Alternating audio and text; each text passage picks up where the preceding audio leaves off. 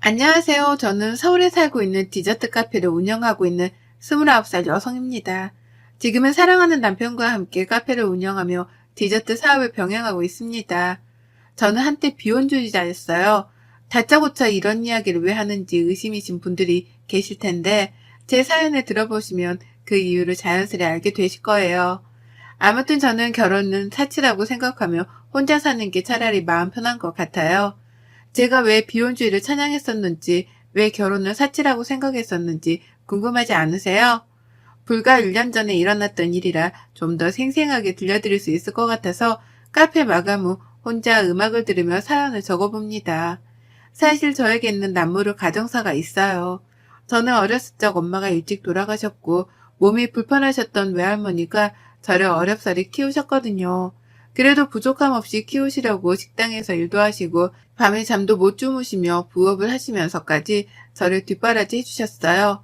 사춘기가 와도 그러려니 하시며 저를 애지중지 해주신 탓에 저는 큰 문제 없이 중학교 시절을 보냈고 그런 할머니가 고등학생 때 노안으로 돌아가시며 저 혼자 남게 되었죠. 할머니가 돌아가시고 유품을 정리하다가 제 베네 쪼고리가 담긴 작은 상자를 발견했어요. 김도진이라는 이름과 함께 주소가 적힌 종이 그리고 할머니의 편지가 있었습니다. 할머니의 편지를 읽으며 겨우 억누르고 있던 슬픔이 몰아쳐 하염없이 눈물을 흘렸습니다. 세상에 저 혼자밖에 없음을 다시금 깨달았고 앞으로 어떻게 살아야 할지 막막했거든요. 할머니의 장례를 치른 지 몇 개월의 시간이 지나고 조금씩 안정을 찾아갔어요. 엄마와 할머니는 일가 친척도 없었던 터라 앞으로는 저 혼자 먹고 살아야 했습니다. 그래서 낮에는 학교를 가고 저녁에는 카페에서 아르바이트를 했어요. 학비는 학교에서 어려운 가정에게 지원을 해주는 제도가 있어서 부담을 덜 수 있었고 문제는 먹고 자고 하는 생활비였는데 방세가 만만치 않더라고요. 다행히 할머니가 남겨두고 가신 약간의 돈과 엄마의 사망보험금이 2천만 원으로 제가 성인이 될 때까지 먹고 사는데 지장은 없었습니다. 그렇게 할머니가 남기신 작은 박스는 장롱 구석에 처박아 두고 점점 잊혀지게 됐죠. 다행히 제 사정을 아는 구청 직원의 도움으로 매달 쌀과 반찬을 지원받게 되었고 저랑 친하게 지냈던 단짝 친구의 부모님이 가끔 반찬을 해서 전달해 주셨어요. 평소에 할머니와 자주 왕래하던 이웃집 할머니들도 저에게 밥을 먹으러 오라며 살뜰히 챙겨주셨죠. 그렇게 주변의 도움을 받으며 어렵사리 생활했고 고등학교 3학년이 되던 봄 남자친구를 만났어요. 이때 만난 남자친구로 인해 저는 비혼주의를 선언했고 이 순간을 제 인생의 가장 큰 오점이라고 생각한답니다. 남자친구는 학교에서 알아주는 모범생이었어요. TV에서 보면 있는 집 자식들은 도도하거나 싸가지가 없었는데 남자친구는 다정다감한 말투와 세심하고 배려 있는 행동까지 뭐 하나 빠지는 구석이 없었습니다. 생긴 것도 이목구비가 뚜렷하게 생겼고 피부는 얼마나 뽀얗던지요. 학교에서 봉사활동을 하며 우연히 친해지게 되었고 솔직히 제가 반에 따라다닌 케이스였어요. 남자친구도 활발하고 털털한 저의 모습에 반했다며 서로 호감을 표시하고 사귀게 되었죠. 남자친구는 백마탄 왕자님이라는 말이 참 잘 어울리던 사람이었습니다. 남자친구의 집은 대대로 법조인을 배출한 사자 집안이었어요. 그렇게 남자친구는 대학도 서울에서 유명한 법학과로 진학을 했어요. 저는 앞으로 먹고 살 것이 더 큰 문제여서 대학 공부는 사치였습니다. 물론 저에게도 대학에 대한 로망이 있었어요. 화창한 날에 잔디밭에 앉아 책을 읽거나 하는 그런 로망이요. 저도 공부를 못하는 편은 아니었어요. 하지만 대학 등록금이며 학비, 생활비가 여의치 않았기에 당장 먹고 살기가 더 급급했어요. 그래서 저는 고등학교를 졸업 후 바로 일을 했습니다. 나이가 어리다는 이유로 사회 경험이 부족하다는 이유로 번번이 면접에서 탈락하곤 했지만 우연히 좋은 기회로 한 디저트 카페에 취직할 수 있었어요. 이 디저트 카페에서 일한 것을 우연으로 저는 디저트 커피에 관심을 갖게 되면서 지금의 카페를 창업하기에 이르렀죠. 몇 년의 시간이 흐르고 남자친구는 대학을 졸업하는 것과 동시에 사법고시를 준비하게 됐어요. 저는 계속 일을 하며 제과제빵 자격증, 바리스타 자격증을 취득하고 경험을 쌓는 중이었고요. 남자친구 집이 상당히 엄격한 집안이라 사법고시를 준비하는 기간에는 다른 요인에 방해받지 않게 집에서 기본적인 지원 말고는 금전적인 지원을 끊었다고 해요. 정말 공부에만 몰두하라는 의미였죠. 그래서 저는 제가 모은 돈을 남자친구에게 주며 이것으로 생활하라며 보태주었어요. 남자친구는 받지 않으려 했지만 저는 내가 남자친구한테 이 정도도 못해줘? 내가 지금 능력이 있으니 이렇게 해주는 거야. 나중에 사법고시 합격하면 나 잊으면 안 돼? 라며 반강제로 돈을 쥐어주었어요. 미래를 위한 투자라며 남자친구를 다독이면서요. 그때 그러지 말았어야 했습니다. 지금 와서 후회하면 뭐하나요? 이미 엎질러진 물인데. 그렇게 3년이라는 시간을 밤낮 없이 일하며 남자친구가 굶을 까봐 몇 끼니를 차려 먹을 수 있게 밥을 챙겨주고 온갖 영양제, 보약까지 할 수 있는 건 최대한으로 하며 뒷바라지 했고 결국 남자친구는 사법고시에 합격했어요.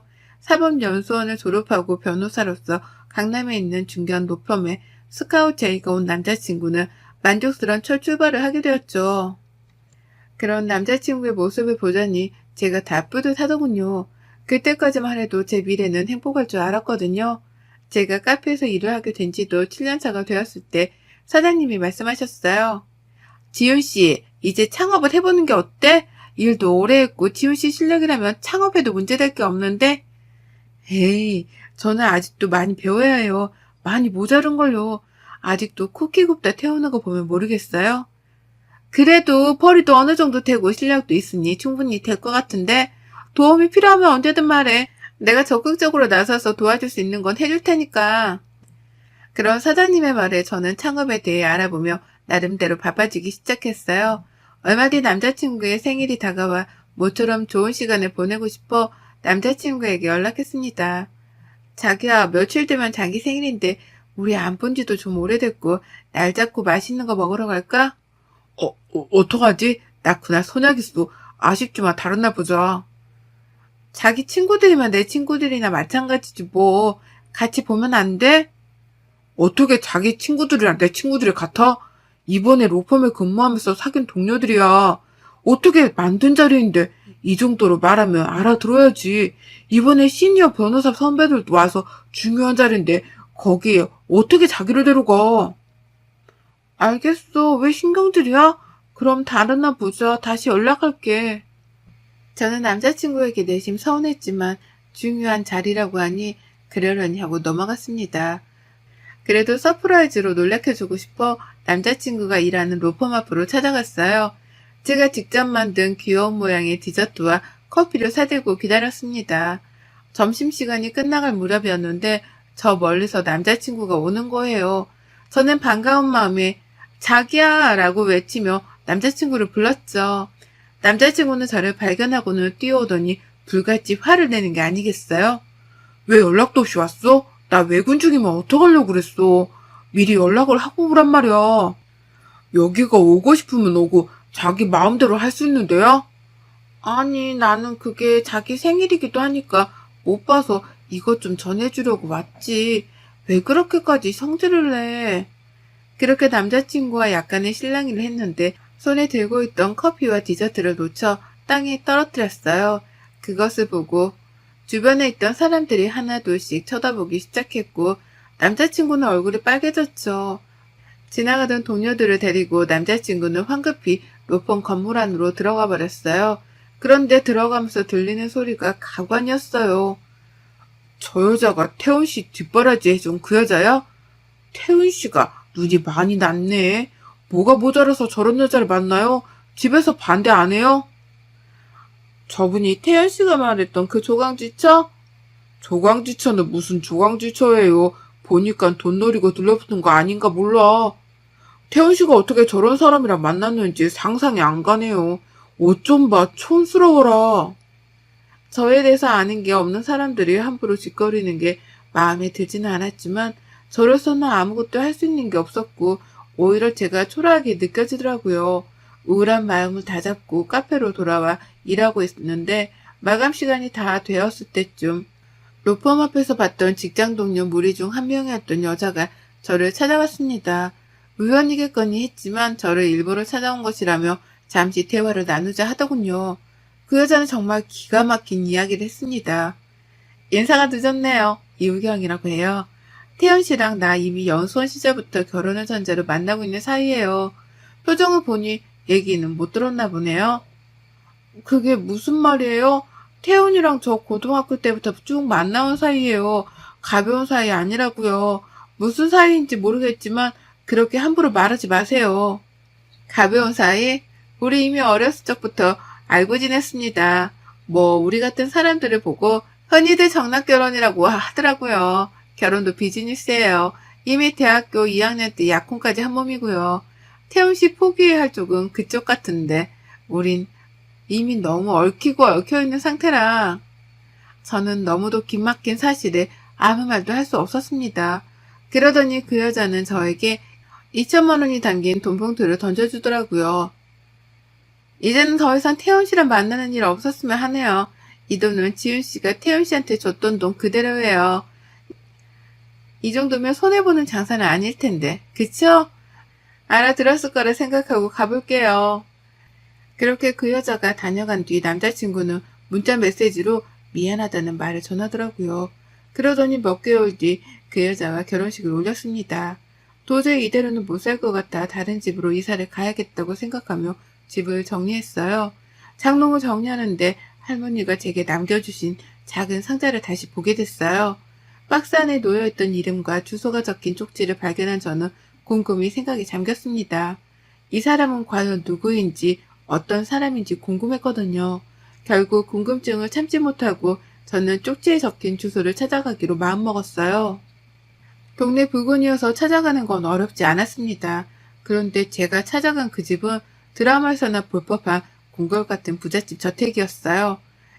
이런 곳에 저와 연관이 있는 사람이 있을 거라 생각하니 왠지 모르게 긴장되더군요. 안내해주시는 분을 따라 집 안으로 들어서니 중후하고 인자한 모습의 중년 부부가 앉아 있었어요. 그래, 나를 찾아왔다고요? 우선 우리 집에 온 손님이니 차 한 잔 들어요. 제 이름은 이지윤이라고 합니다. 엄마 성함은 이현정이고요. 어려서 엄마가 돌아가셔서 할머니와 함께 쭉 자랐어요. 할머니는 제가 고등학생 때 돌아가셨지만요. 실례지만 혹시 저와 어떤 연관이 있으신지 여쭤봐도 될까요? 차 한잔을 하며 제 이름과 엄마, 할머니의 이야기, 살던 곳의 이야기를 하니 가만히 듣던 중년 남성은 충격을 먹었는지 찻잔을 떨어뜨리더니 이내 눈물을 흘리는 겁니다. 알고 보니 그 중년 남성은 제 친아버지였던 거예요. 저는 한 번도 생각하지 않았던 아버지가 내 눈앞에 있다는 사실에 놀라 그 마음을 주체할 수 없었어요. 그 자리를 당장이라도 박차고 나오고 싶은 심정이었지만 그분이 자신의 이야기를 들어달라며 저를 다시 앉히셨습니다. 두 분은 대학 시절 만나 사랑에 빠지셨고 아버지 집안에서는 가진 것 없는 엄마를 완강히 반대했대요. 두 분을 만나지 못하게 하려고 아버지는 도망치듯 반강제로 군대를 가게 되셨고 전역을 하자마자 미국 유학을 가게 되셨다고 합니다. 그렇게 자연스럽게 엄마와 연락이 끊어졌다고 하고요. 당시 엄마는 저를 임신하고 있었고 이 사실을 처음에는 알리려 했으나 자신 때문에 발목 잡히게 할 수는 없다며 할머니와 함께 저를 기르신 거였어요. 미국 유학을 다녀오신 이후 아버지는 엄마를 찾아 수소문했고 딸이 하나 있다는 사실을 아셨는데 그 사실을 알고 집까지 찾아왔지만 이미 엄마는 돌아가신 뒤였고 할머니가 지금 와서 무엇하러 아이를 찾냐 각자 인생 살자 하며 매몰차게 대했지만 아버지는 죄송하다며 아이에게 전해달라며 이름과 주소를 남겨주고 떠나셨다고 해요. 몰랐던 사실을 알게 된 저는 충격을 금치 못한 채 온몸이 벌벌 떨리더라고요. 이제라도 아버지 된 도리를 하고 싶으니 이 집에 들어와서 함께 사는 건 어떻겠니? 그동안 혼자서도 잘 살아왔어요. 앞으로도 저 혼자 살게요. 오늘은 이만 가겠습니다.